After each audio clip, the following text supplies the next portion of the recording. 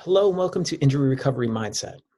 I'm Dr. Craig Seifer. I'm a sports psychologist and certified mental performance consultant with the UR Medicine Fitness Science team. Our job today is to help you to understand a little bit more about the specific challenges that arise when it comes to getting back to your sport.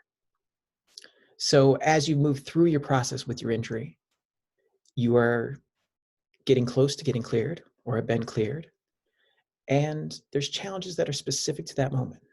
And what we want to talk about today is the start of our program to help you manage and get ready to move through that program in a way that's going to help you to be successful and be yourself back on that field once again. So to start off, let's show you this video. Get you focused on the positives of your comeback right now. This is my comeback. It's not the story I had planned. But what's a game without opponents? What's an obstacle course without obstacles? What's life if you don't have stuff to overcome? Comebacks make you stronger. They make you tougher. They leave you with cool scars and awesome stories. Your injuries make you. Your setbacks define you. A broken bone is stronger than ever once admits. So I may be down, but I'm not out. I may be hurt, but I'm not through. I'm just writing a better story than I planned. This is my comeback. So keep your eye out for me.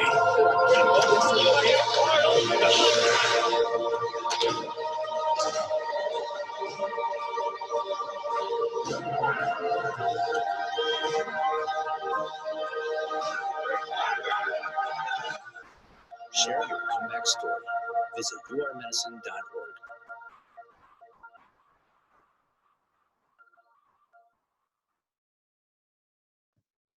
So as we think about your recovery, your comeback, and you preparing to get back onto the field of play, the court, the pool, wherever your competition is going to lead you, it's good to start off with what does the research tell us about the psychology of injury recovery?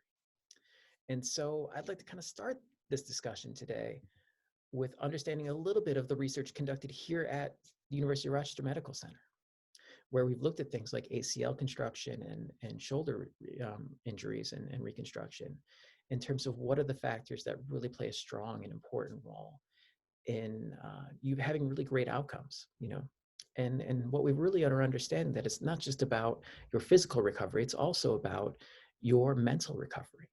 And how does mindset play into the role of that?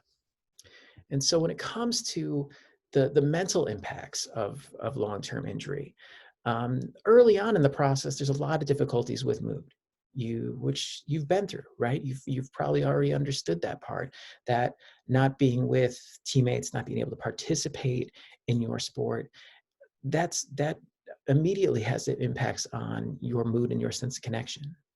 But what we find is that as you move through your treatment decisions, your rehabilitation, that mood starts to improve. But unfortunately, as we get you closer to clearance and return to activity, return to play, that we can also have issues around increases in anxiety. So the stress of returning, the doubts of, is my body ready for this moment? And the thoughts of, will I get hurt again? Am I going to be ready? How will my body respond when I get out there? Am I going to be the same? So it's important to remember that this is a normal part of this process. This curve that happens in terms of our mood improving, but anxiety increasing is just part of your process. And the good news is if we know that this part of the process is coming, we can help you to build the skills to be able to manage it.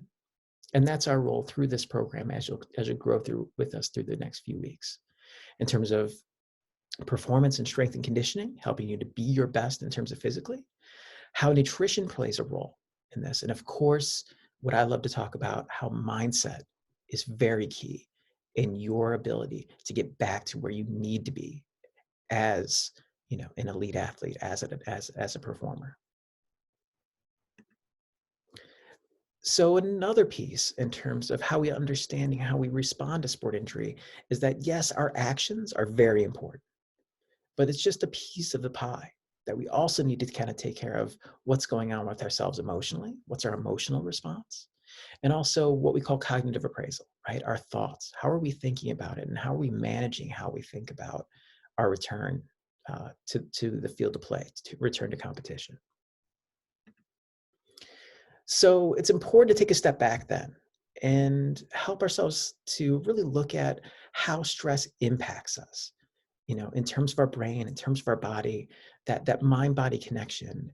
Uh, the stress of returning to competition and returning to performance really has large and wide-ranging impacts on us.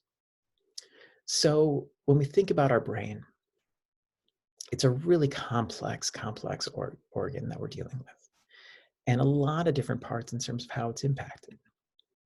And deep inside of our brain, we have a part that's called the amygdala. And the amygdala is a really important part of our brain, and we really can kind of understand it as our brain and a body's alarm bell, our alarm system. And so this is a really primitive part of our brain, something that goes back to when we were cave people living in caves. That if you think about it, it's really been the only 100 to the last 200 years that we've been living in towns, playing sports, that kind of stuff. But for thousands of years, evolutionarily, we had to deal with some pretty difficult, challenging, uh, threatening situations. We had bears and wolves, and being able to kind of manage other threats that we have. So we have this alarm system, and it's the kind of known as the sympathetic nervous response, but we kind of commonly know it.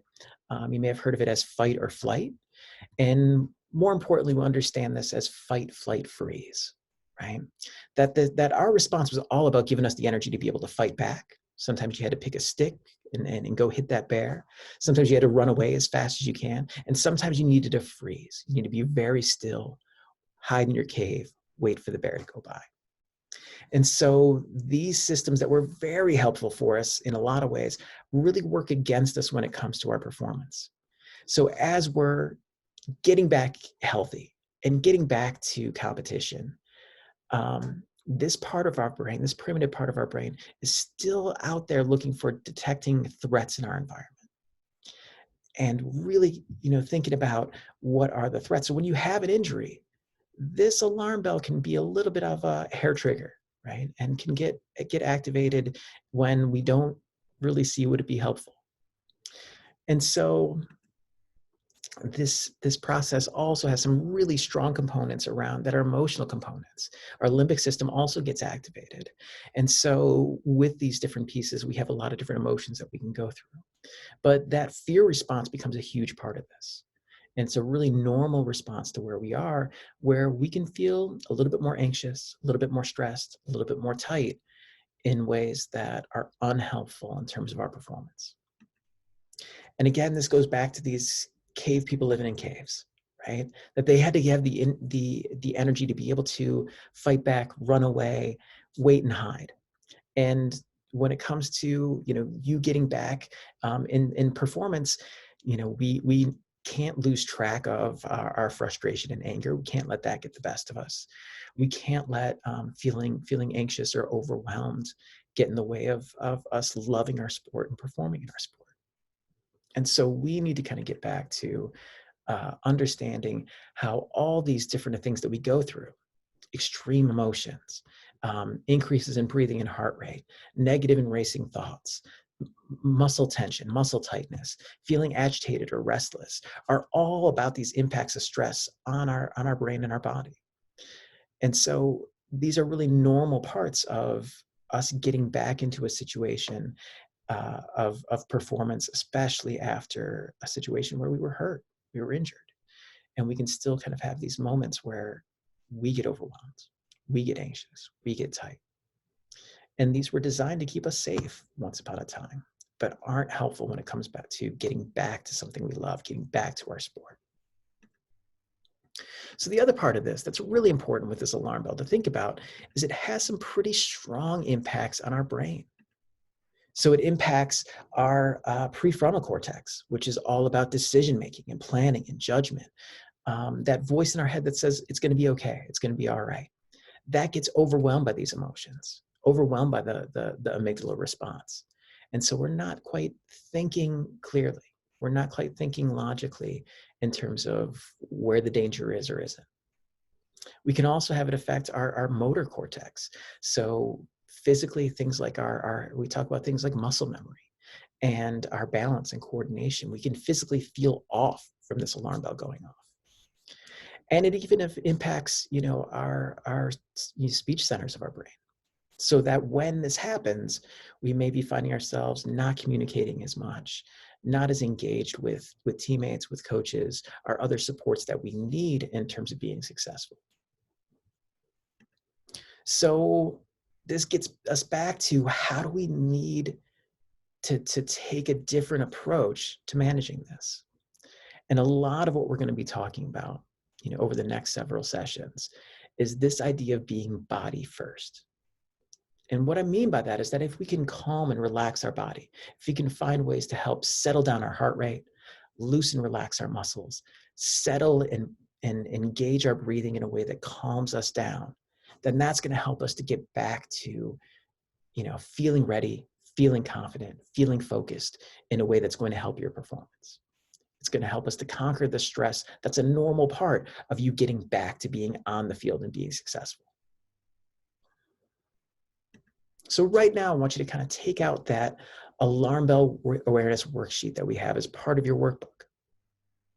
First, I want you to think about what are the signs or signals that your alarm bell is going off? What are the things for you that you notice? Is it that you're more emotional? Is it that you feel it physically? You're tight, you're tense. Is it your heart rate? Your heart starts pounding. Is it feeling hot or sweaty? What are the signs and signals for you? And the more we can notice these signals, not when they're at a 10 out of 10, but when they're at a 3 or a 4 or 5 out of 10, the better off we're going to be in terms of you being able to get a head start on how to manage it. For the second part, I want you to think about what are the things you can do or already do to respond in a way that you can be body first. What are the things that help you to physically calm down? What settles down your heart rate, settles down your breathing, helps you to calm down so that you're not overwhelmed by negativity, by anxiety, by the emotions of what are just a normal part of the process of you getting healthy. The last thing I want to talk about that really is part of your comeback and part of your returning performance is our overall philosophy and our overall approach in terms of where we want you to be. And when I think about this, I think a lot about the Japanese art of kintsugi.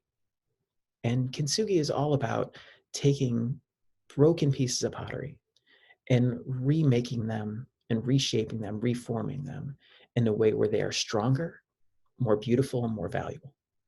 And actually, the words that kintsugi comes from are the words golden and repair. And so right now, we want you to think about your golden repair.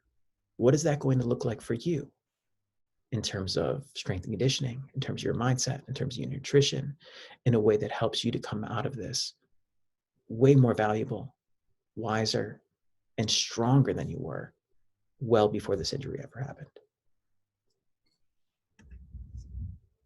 Again, if you have any questions, comments, feel free to reach out. And from here until our next time, I want you focusing. What are those signs and signals that your alarm bell is going off? How do we understand those parts? And then what are the things you do or already do to be more body first, calming that system down in a way that's going to help you to be your best?